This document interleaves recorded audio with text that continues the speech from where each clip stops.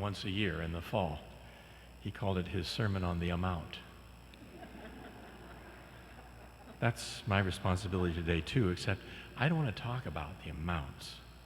I'd like to talk about what God is like and what our relationship with him is like and what our parish is like. You're just on the brink of our 150th anniversary. Because I want to take a cue from the scripture readings we heard today. See, if this was just an ordinary money sermon where the bottom line is give more, it really would have been helpful to have a gospel that said that. You know, like the measure with which you measure will be measured back to you. That would have been kind of helpful. Or something that would have made it easy to connect the dots, like the more money you give to the parish, the happier you'll be, the more blessings you'll receive in this life, the higher place you'll have in heaven, and so on. That'd be very convenient.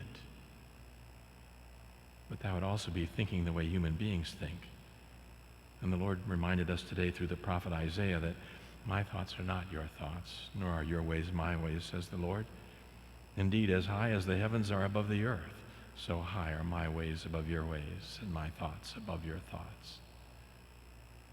And we can see immediately how that applies then, because if there were that direct line proportionality, the more we gave to the parish or other charities, the happier we would be, the more blessings we'd have, the higher place in heaven we'd attain, then basically we're just buying those blessings. It's just the same as we'd buy anything else. We would be paying for that better life that we want. And what would come back to us then would just simply be a payment in return for what we did first. But Jesus told us that parable in the gospel to say that what Isaiah told us in that first reading is right. That's not how it works with God at all. To repeat, he said the kingdom of heaven is like a situation in which things start all normal. An owner of a vineyard hires a first group of workers, and they negotiate the wage they'll be paid. And they both agree that they would be paid a full day's wage, 1 denarius, for a full day's work. With the later groups, as you notice, nothing was said about how much they would be paid. And so at the end of the workday, when it comes time to pay the workers, he started with these last people who had worked only 1 hour, from 5 p.m. to 6 p.m., and he gave them a denarius, a full day's wage for just working that 1 hour.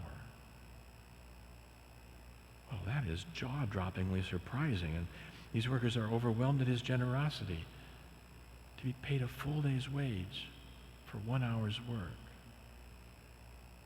But then the workers who were hired first get out their little mental calculators, and they start thinking, well, if he gave these folks who worked 1 hour a full day's wage, then he'll give us 12 times that much. So that as you heard, when he did give them exactly what they had agreed upon from the beginning, a denarius, a standard fair wage for a standard day's work, they complained. They didn't want fair. They wanted to be treated better than the other group. They wanted more than the other group. As the owner perceptively remarked, the problem wasn't with him. He gave them exactly what they both had agreed from the very beginning would be fair. The problem was that first group resented his being so unbelievably generous to the last group. Well, we know how it is. The squeaky wheel always gets the grease. And so it's natural that we tend to focus on the complainers. But see, that whole part of the story is just there for dramatic reasons, to draw our attention and underline 2, 3, 4 times the point that Jesus was making by the parable. That everybody realized that God has given us a mind-boggling gift, so stupendously generous, so utterly beyond anything we could deserve or earn, that any human standard of compensation or payment for the good that we do simply falls away as insignificant. It's simply not the way it is with God. And that's where our attention should be this weekend as well, on what our God is like, so enormously good and generous to us. So why then should we support St. Paul's Parish or any other charity for that matter? Not for ourselves. not for any motives of self-interest, how we're going to benefit from it, but as a response to how good God has been to us, how generous he is to us. We try to be generous to others as a sign of our appreciation. In the case of the parish, we do that not simply as isolated individuals, but as part of a team effort, expressing who we are as a parish. We're proud to be members of St. Paul Parish. We're generous to the parish and to each other because by doing that, we can show our gratitude to God and help to do unto others as he has done unto us. We can't give him things in glory directly, but he assured us that whatever we do for the least of his brothers and sisters here below, we do for him. We can truly love and serve the Lord. In that middle reading, our patron St. Paul told the Philippians that he would dearly love to be with Christ in heaven, but there was so much to be done yet here on the earth that he could hardly bring himself to pray to quickly join the Lord. Well, some things haven't changed. There's still so much to do. There's still so much that the Lord needs our help with for it to get done.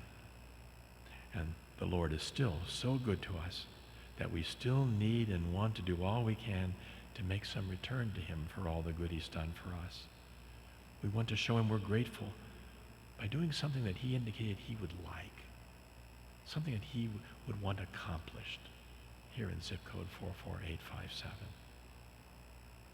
And there's one other thing that hasn't changed that's still true, that God's mercy and generous love for us when we do that is going to blow our minds beyond anything we could have ever expected, judging from a human standard. This week, like last year at this time, you're going to be receiving in a mail those little brochures that highlight some of the things that we do as a parish, how we try our best as a parish community to love and serve the Lord as a way of saying thanks be to God for all that he's done for us. Why a brochure and a mailing? Because experience has shown that other good and noble appeals advertise in the media to make their case known, whereas people kind of take their home parish for granted, as if because it's always been here, it always will be here. We'll always be here doing our good thing, and we don't need that kind of support that other good initiatives do. So this is just kind of a reminder that we need our members' continued support to be able to continue to do in the future what we've done in the past. A consideration that's even more in our minds now as we find ourselves in our 148th year of existence. 148 years of people sitting in these pews in this church serving the people of Norwalk. We get to decide what kind of parish we want to be for the next leg of our journey, now that our 150th anniversary is on the horizon. We saw that loyalty and support so clearly these last 6 months, when due to the virus, we had to almost completely shut down for a while, and only gradually now have begun to pick up the work that the Lord has given us to do. The story of these last 6 months is a story of amazing generosity on the part of so many who continue to support this parish, even sending in their contributions through the mail and contributing online, even when we could not gather in the church building here. To me, I was so gratified, so amazed, so humbled by the dedication of so many people to our parish. It's really a gift and an honor to be a pastor of a parish like this. That generosity of so many has carried us through. And as you can see, we're only now still about half our attendance of what we were at the beginning. We used to average about 1,200 people per weekend.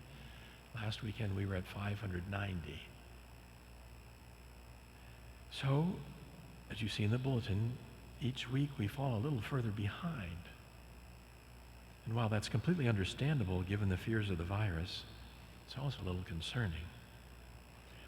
But I told the OSV folks who are helping us with this appeal that I did not want this fall appeal to put still further burdens on people who are already being so generous with us, as if the few need to do still more.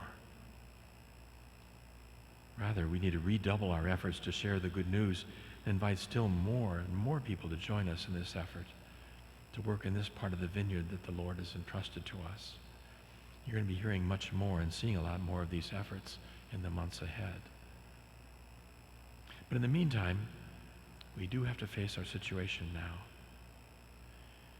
We all know that this pandemic has been very hard on many people. Many small businesses have gone under. Many people in fixed incomes are already at their limits of what they can do. So I want you to hear me say very clearly, I don't want to put any guilt on anyone who is already doing whatever they can do. We are totally grateful for that generosity on your part. I just want to throw the invitation out there for those who realize that, the Lord has been very good to us, and we can do a little more this year than we were able last to express our gratitude and help the Lord's work in our parish to recover and resume in even more effective ways. Next Sunday, on Commitment Sunday, I'll invite you to bring that pledge card that comes with the brochure back and put it in the collection. Even if it's the same amount as you've always given before, it's a commitment to the parish and a commitment to the God who's been so good to us. We have been blessed as a parish. We want to make a return to the Lord in gratitude as a parish. Conscious of his overwhelming love and goodness to us beyond anything we deserve by our human calculations, according to our human way of thinking, we want to love and serve the Lord, to express by our actions our thanks be to God. I want to thank you for being part of that effort.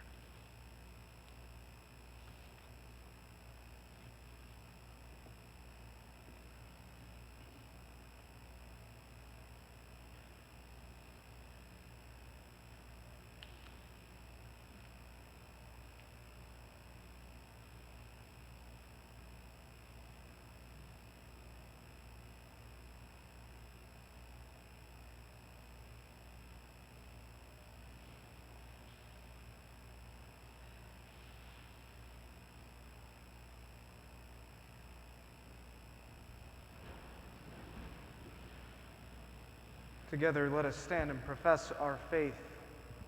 I believe in one God, the Father, maker of heaven